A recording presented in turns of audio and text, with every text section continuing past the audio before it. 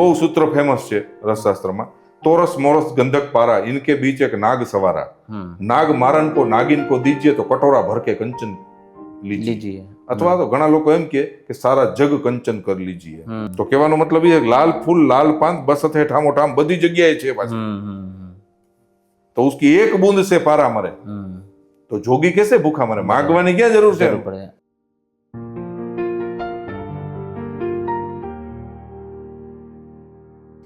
પછી રસશાસ્ત્રના મુખ્ય 3 ગ્રંથો મેં મતલબ જે મારા ધ્યાનમાં જે આવ્યા એ રસ તરંગિણી, રસારણવ અને રસેન્દ્ર ચૂડામણી. રસેન્દ્ર ચૂડામણી. હા, તો આગળના તમે 2 કીધા ને એ ગ્રંથમાં તો એટલું બધું નોલેજ ટૂંકમાં મીન્સ એટલું બધું ઉલ્લેખીને નથી કીધું, પણ બીજા હું તમને સજેસ્ટ કરું. રસતંત્ર સાર, રસ રત્નાકર, રસ સુધાકર, સિદ્ધ નાગાર્જુન,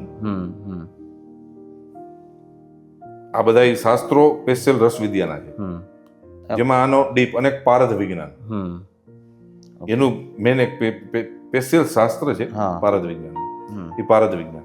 હવે આ બધા શાસ્ત્રોનો તમે સાર કાઢો ને, તમે એકચ્યુઅલી આમાં કોઈ પ્રયોગમાં ના પડો અને ખાલી થિયરી માટે વાંચો, ઇન્ફોર્મેશન માટે, તો તમને છેલ્લે તો એક જ વસ્તુ ઉપર આવીને ઉભી રહે.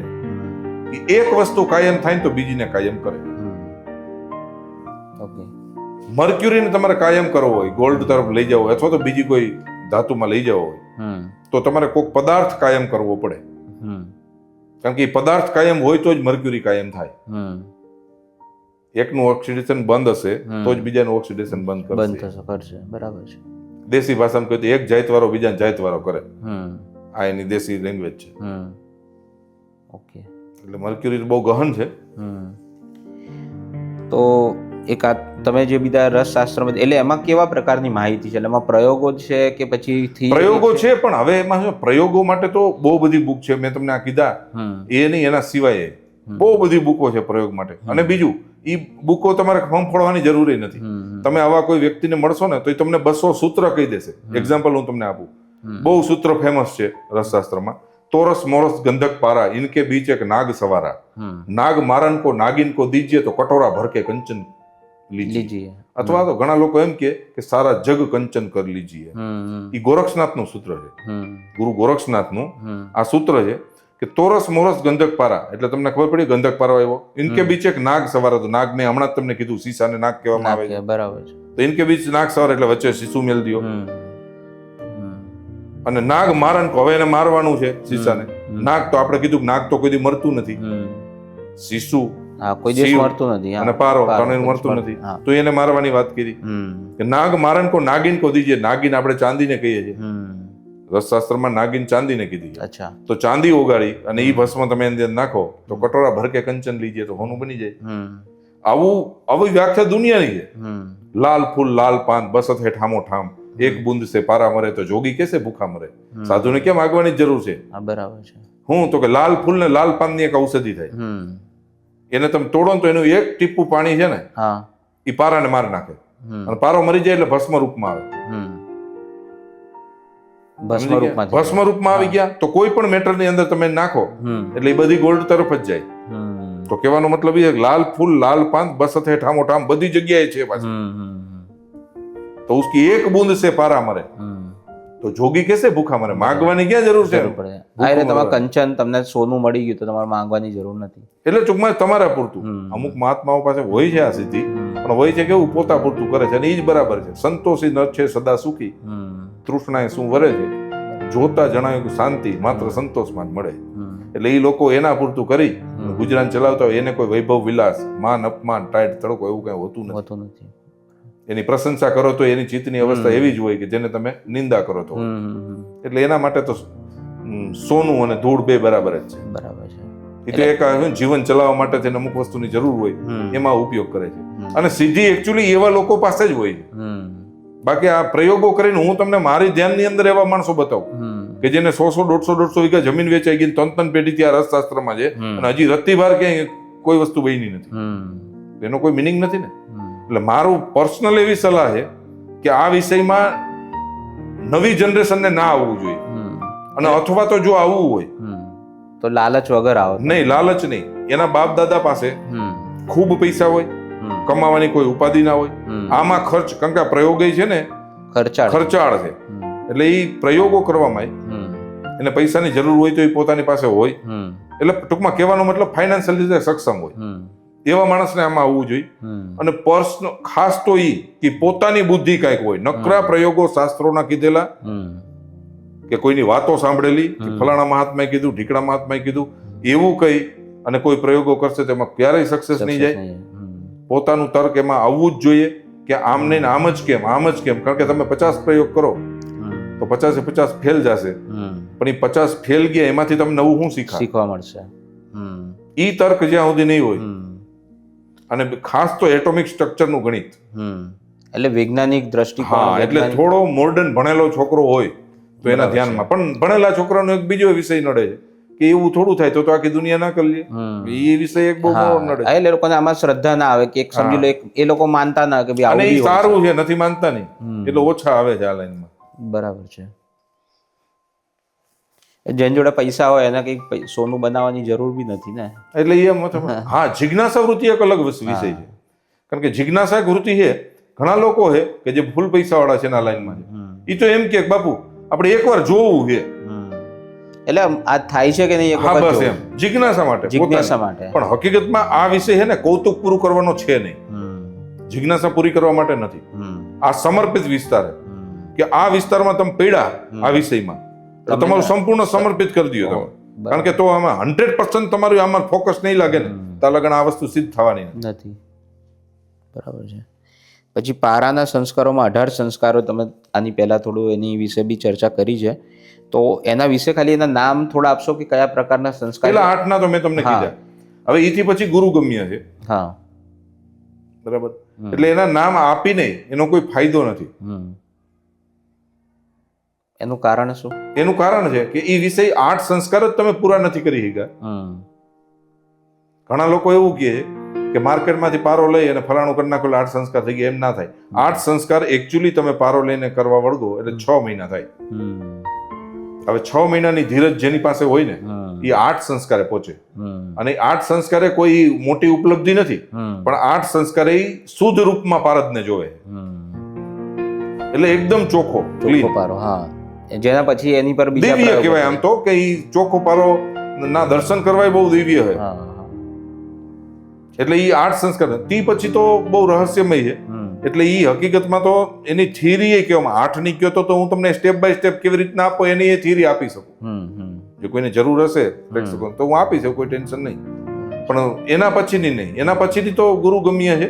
અને બીજા નંબરમાં રહસ્યમય છે, થોડા જોખમી છે, કારણ કે આમાં એવા ઝેર આવે છે શુદ્ધિકરણમાં. એટલે કોઈ પ્રોટેક્શન રાખવું બહુ જરૂરી છે. કોઈ આપણી વાત સાંભળીને પ્રયોગ કરે ને કોઈ, હા, એનું કારણ છે એવા જો એના ધુવાળા છે, એના વાઇબ્રેશન છે, તો એ આંખમાં લાગી જાય, તમારી આંખ જતી રહે. શ્વાસમાં વહી જાય તો કિડની ફેફસા તમારા સાફ કરી નાખે. અને આવું બનેલું જો પેલા ઘણા લોકો સાથે. એટલે બહુ ધ્યાન રાખીને, બહુ અભ્યાસથી, અને ખાસ કરીને કોઈ સારો માર્ગદર્શક હોય ને એની નીચે આ પ્રયોગ કરવા જોઈએ. પોતાની રીતે ચોટી ના પડાય. તો ઓડિયન્સને તમે એક આ જાણકારી આપી દઈએ કે ભાઈ આ રસશાસ્ત્ર વિશે જે બી ચર્ચા થઈ રહી છે, તો તમે કોઈ બી એવો પ્રયોગ કરવા માંગતા હોય તો કોઈ તમે સાધુ, એટલે કોઈ જે આમાં પારંગત હોય એની એક ખાસ સલાહ સૂચન. નહીં, એકચ્યુઅલી તમે કીધું ને પ્રયોગ માટે, પ્રયોગ તો આમ તો હું કરતો નથી, પણ કોઈ મહાત્માનું કામ હોય. ઘણી વાર શું હોય ખબર, કે મહાત્મા એમ કે તું મને ગંધક શુદ્ધ કરીને દે. હવે એની પાસે ટાઈમ ના હોય, વિચરણ હોય, પછી એ સાધુ ચલતા ભલા, એટલે એ રમતા રામ હોય, થોડાક દી આ હોય, થોડાક દી આ હોય, એટલે એની પાસે કોઈ પર્ટિક્યુલર જગ્યા ના હોય, વ્યવસ્થા ના હોય, પદાર્થ ના હોય. તો એ આપણે કહે તું મને 200 ગ્રામ ગંધક શુદ્ધ કરીને દે, તો આપણે કહીએ બાપુ શેમાં શુદ્ધ કરવાનું, કારણ કે ગંધકને શુદ્ધ કરવાની અનેક રીતો છે, એ તમને નહીં ખબર પડે, પણ ઉચ્ચ વાત કરી દઉં તો એ હું શુદ્ધ કરીને તૈયાર રાખું, એ મહાત્મા જયારે આવે ત્યારે લઈ જાય. બાકી હું ડીપ પ્રયોગમાં તો હું નથી પડતો. એની પાછળનું કારણ છે કે ડીપ પ્રયોગમાં આપણે જે વસ્તુનો ખ્યાલ જ નથી કે આગળ શું થવાનું છે અને કેવું જોખમ ઊભું થવાનું, ત્યાં સુધી એમાં યોગ્ય માર્ગદર્શક મળે અને એમ કે આમને નામ પ્રયોગ કરો ત્યારે કરીએ છીએ, એવું નથી કરતા એવું, પણ યોગ્ય માર્ગદર્શન વગર નથી કરતા. અને આ પારદ સિદ્ધિ શું છે? એટલે પારદ સિદ્ધિ એટલે પારદને તમારે જાણી લેવો. એટલે મેન વસ્તુ આ સંસ્કારની જ છે એમાં, સમજી ગયા, બધાય સંસ્કાર આપી દીધો પારદ, પણ પૂર્ણ રીતે પારદને તો સિદ્ધ નાગાર્જુન થઈ ગયા. એણે એમ કીધું કે હું પારદની અંદર પાપા પગલી છું. આવડો મોટો સિદ્ધ, પારદમાંથી શું ના કરી શકે, આવડી મોટી સિદ્ધિ હતી એની પાસે. તો એ વ્યક્તિ એવું કીધું કે હું એમાં પાપા પગલી ભરું છું, પારદનું સંપૂર્ણ રહસ્ય શક્ય જ નથી. તો આપણે ખાલી એક વૈજ્ઞાનિક દ્રષ્ટિકોણથી વાત કરીએ કે ભાઈ જો પારામાં આટલી બધી શક્તિ છે અને આટલું બધું છે, તો આધુનિક વિજ્ઞાનમાં અત્યારે એનો ઉપયોગ થાય છે. એટલે એના વિશે થોડું કંઈક તમને ખ્યાલ છે કે અત્યારે કોઈ સમજી લો કે એક એટલા એડવાન્સ ફાઇટર જેટ બને છે કે પછી એવી બધી મશીનો બને છે, તો એમાં પારાનો ઉપયોગ ના નથી થતો અત્યારે. એમાં હું તમને કહું, એક તો પારો છે ને એ સાયન્સ એને જોખમી કહી દીધો હોય, અને એકચ્યુઅલી છે જોખમી. અચ્છા, પારાનો પ્રયોગ કરવા ના જોઈએ, કારણ કે સીધો ટચ કરવો અથવા તમને ક્યાં હાથમાં લાગેલું હોય ને ટચ થઈ ગયો તો સેજે શરીરમાં એક રતિભરની સમજો માઇક્રોમાં ઘૂસી ગયો ને તમારા બોડીમાં, એટલે તમારી નર્વસ સિસ્ટમ આખી પતાવી દે. નર્વસ સિસ્ટમ તમારી ડાઉન થઈ જાય એટલે સ્વાસ્થ્ય તમારું ગયું. તો બાપુ એવું કહેવાય છે કે અમુક જે વનસ્પતિ છે એમાંથી પણ પારદ મળે છે, એટલે પારો મળે છે, જે આપણે મર્ક્યુરી કહીએ છીએ. તો એ પારો એ આપણે જે નોર્મલ પારો હોય છે એ જ હોય છે, અને શું પારાના અલગ અલગ પ્રકારો હોય અને કઈ વનસ્પતિમાંથી મળે છે એના વિશે થોડું સમજાવો. નહીં, એ વનસ્પતિ પારદ કહેવાય. હા, વનસ્પતિ પારદમાં એવું છે કે ઘણી ખરી વનસ્પતિમાં પારદ છે, જેવો કે ચીલની ભાજી, પછી આકડો, પછી રીંગણીનો છોડ, આ બધી જગ્યાએ પારો છે, પણ એ વનસ્પતિનો પારો છે. એ આ રસ અને ધાતુશાસ્ત્રમાં એનો ઉપયોગ ક્યાંય નથી. એની પાછળનું કારણ છે કે વનસ્પતિમાં મળે એટલે ખાદ્ય પારો છે. કોઈ ઔષધ વિજ્ઞાનમાં રસ તૈયાર કરવો હોય અને કોઈ રોગરહિત કરવો હોય, એવી ભસ્મ બનાવી હોય પારદની, તો એ પારદ એ ઉત્તમ છે. અને સામાન્ય માર્કેટનો પારો છે બજારનો, એ અશુદ્ધિ હોય છે. 8 સંસ્કાર કર્યા પછી જ એને કોઈ ઔષધ વિજ્ઞાનમાં એનો ઉપયોગ કરી શકાય, નકર એ બહુ ઘાતક પરિણામ લાવે શરીરના. અને પારદમાં તો પછી ઘણું એવું છે કે હવે કુપીપક્વ છે તો આમાં કેની સાથે તમે ખરેલ કર્યો એ બહુ મહત્વનું છે પારદની, કારણ કે એના ગુણ લઈ લે છે. પારદનો એક સૌથી મોટો એક ગુણ છે કે જેની ભેરું ભળે ને એના ગુણ લઈ લે છે અને એવો બની જાય છે. એટલે ધાતુશાસ્ત્રની અંદર તો સૌથી મોટામાં મોટી એવી વસ્તુ કે વનસ્પતિનો પારદ ના ચાલે. વનસ્પતિનો પારદ ખાદ્ય માટે છે, અને ખાદ્ય માટે સીધો ખાવાની વાત નથી, પણ એની એક પ્રક્રિયા છે આખી રસમાં અને ભસ્મ વિજ્ઞાનમાં. એ પૂરી થયા પછી એને આહારમાં લઈ શકાય, અને એની માત્રા હોય એ ઉચિત વૈદરાજ અથવા તો રસશાસ્ત્રનો જાણકાર કોઈ વ્યક્તિ હોય એની સાથે ગોષ્ઠી કરી અને પછી જ એને કેની સાથે અનુપાન આપે, મધ સાથે, ઘી સાથે, કેની સાથે અનુપાન લેવાનું, એ પ્રમાણનો પ્રયોગ હોય છે. પણ પારદ એક એવી દિવ્ય ધાતુ છે કે જેનાથી યોગ્ય રીતે તૈયાર કરેલો રસ જો હોય ભસ્મ, તો કોઈ પણ પ્રકારના રોગ ઉપર 100% રામબાણ ઇલાજ છે. તો અત્યારના મેડિકલ સાયન્સમાં એનો ઉપયોગ કેમ નથી થતો?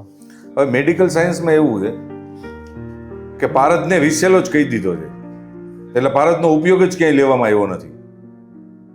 અને આયુર્વેદ અને ભસ્મશાસ્ત્ર, રસશાસ્ત્રની શરૂઆત જ પારદથી થાય છે. એટલે એ લોકોએ પારદ ઉપર એટલું બધું ફોકસ રાખ્યું છે, નજર રાખી છે, જે એલોપેથી દવા અથવા તો વૈજ્ઞાનિક જે આપણે તમે કહો પ્રયોગશાળા, એની અંદર પારદનો બહુ ઓછો ઉપયોગ થયો છે. એટલે વાત એવી છે કે વૈજ્ઞાનિક ઢબે આમ જોવા જાવ તો બેના દ્રષ્ટિકોણ અલગ છે. બાકી ઉપયોગ તો પારદનો થઈ શકે, ગમે એ વસ્તુમાં થઈ શકે, પણ એ દ્રષ્ટિ તમારી હોવી જોઈએ કે આનો ઉપયોગ શેમાં લેવો છે, કઈ પ્રકારે થાય, અને કેટલા સંસ્કાર પછી આટલા ગુણવાળો થઈ જાય તો આ ઉપયોગમાં લઈ શકાય. આનું નોલેજ જો તમારી પાસે હોય અથવા યોગ્ય માર્ગદર્શક હોય તમારી પાસે, તો ચોક્કસ ગમે એ વસ્તુમાં તમે પારદનો ઉપયોગ લઈ શકો છો. એટલે આ રસશાસ્ત્ર વિશે હું થોડું અધ્યયન કરતો હતો તો એવું જાણવા મળ્યું કે ઘણા લોકો પારો છે મર્ક્યુરી એને ગંધક સાથે મિશ્રણ કરીને કે બીજા પ્રયોગો કરીને સોનું, એટલે તમે સલ્ફર કહો છો ને? સલ્ફર, હા, એની સાથે મિશ્રિત કરીને કે એના જોડે પ્રયોગ કરીને સોનું બનાવવાનો પ્રયત્ન કરે છે ઘણા લોકો. તો શું એ સાચું છે અને શું આ શક્ય છે? હવે શક્ય છે કે નહીં એ તો પછીની વાત છે, પણ હા, ગંધક સાથે પારાના ઘણા બધા પ્રયોગનો શાસ્ત્રોમાં ઉલ્લેખ છે, અને ઘણાને મોઢે સાંભળ્યું છે, આપણે સારા સંતોને મોઢે સાંભળ્યું છે. અને આ વિષયમાં જે ડીપમાં ઉતરેલા છે એની મોટી સાંભળ્યું છે ગંધક સાથે એના યોગ છે. હવે ગંધક અને પારો આ બેયના મિલન વગર આગળ તમે જઈ નથી શકતા. એટલે મેં તમને કીધું ને કે 8 સંસ્કાર પછી અમુક સંસ્કાર ગુપ્ત રાખવામાં આવે છે. એમાં એક સંસ્કાર છે ગંધક જારણનો પારદને. એટલે ગંધકનું એમાં જારણ, સડગુણ ગંધક જારણ, એટલે 6 ગણો ગંધકનું જારણ થાય. ઘણા 100 ગણો કહે છે, પણ એ અલગ અલગ અભિપ્રાય છે બધાના. પણ 6 ગણો તો હોય જ છે. એમ 6 ગણો ગંધક જારણ, પછી ચારણ આવે. એટલે એ બધી વિધિમાં આ તમે કહો ધાતુ પરિવર્તન બાજુ એ બધું જઈ શકાય, પણ હવે એ બહુ ટફ છે. અને ખાસ તો તમારી પાસે એનું નોલેજ હોવું જોઈએ. નકર ગંધક અને પારો એ બે સાથે ભળે ત્યારે એક અત્યંત વિસેલો પદાર્થ બની જાય છે. અને સાથે સાથે એમાં એવું હોય છે, ઘણા લોકો ગંધક અને મર્ક્યુરીનું તેલ બનાવવા માંગતા હોય. મારા ધ્યાનમાં ઘણા એવા છે કે જે એમાં બહુ ટાઈમથી આમાં મથે છે કે ગંધક અને મર્ક્યુરી કે એનું તેલ બની જાય ને તો તાંબાના પતરા ઉપર લીટો મારીને ગરમ કરો એટલે સીધો એ ગોલ્ડમાં પરિવર્તન થઈ જાય. પણ મારા અંદાજ પ્રમાણે એ તેલ તો પહેલાં બનાવવું જ મુશ્કેલ છે, પણ બની ગયા પછી એ ખાલી મર્ક્યુરી અને ગંધક નહીં હોય, એની અંદર બીજા પદાર્થો હશે. પણ એને જ્યાંથી નોલેજ મળ્યું હોય, આ જે લોકો પ્રયોગ કરે છે એને કોઈ ગુરુ ગમે એકાદી ચાવી રાખીને કહી દીધું હોય. અને આમે હરેક પ્રયોગની અંદર ચાવી તો છે જ. એક એવો લોક મારેલો છે કે જે તમારા ચેતનાથી અને તમારા ચિંતન મનનથી જ એને ખોલવાનો છે. આમ કહું તો આઈડિયાથી, પણ તમે તમારી રીતે આઈડિયો મારો, વારંવાર એકને એક પ્રયોગ વારંવાર કરો અને કર્યા પછી એમાં તમને કંઈક નવું લાગે અને એ કરો ને જો તમને સફળતા મળે તો એ ચાવી ખુલી ગઈ. બાકી એક ચાવી તો જે પ્રયોગ કહેવાવાળા ગુરુ હોય એ એક તો ચાવી રાખવાના છે, ખુલ્લો પ્રયોગ કોઈને કહેવાના નથી. અને એ નથી કહેતા અને સ્વબુદ્ધિ જાજી નથી હોતી એટલે તો વર્ષો ત્યાં લોકો રખડે છે. વર્ષો ત્યાં રખડવાનું કોઈ બીજું કારણ નથી. બાકી હા, નિરંતર આમાં જો પ્રયોગ કરવામાં આવે અને સારો બેકગ્રાઉન્ડ સપોર્ટ હોય લોકોનો અને સારો માર્ગદર્શક હોય તો સફળતા તો ના કહી શકીએ, પણ એના રસ્તામાં જેટલા પડાવ આવે છે એ તો તમે પાર કરી શકો. માનો કે એક્ઝામ્પલ તમે કીધું સોનું બનાવવા, પણ સોનું બનાવવામાં વાત એવી છે કે સોનું બનાવવા સુધી તો ના પહોંચી શકો, પણ એની પહેલાના ઘણા ફાયદા છે પારાના, એ બધા લઈ શકો એ બેનિફિટ.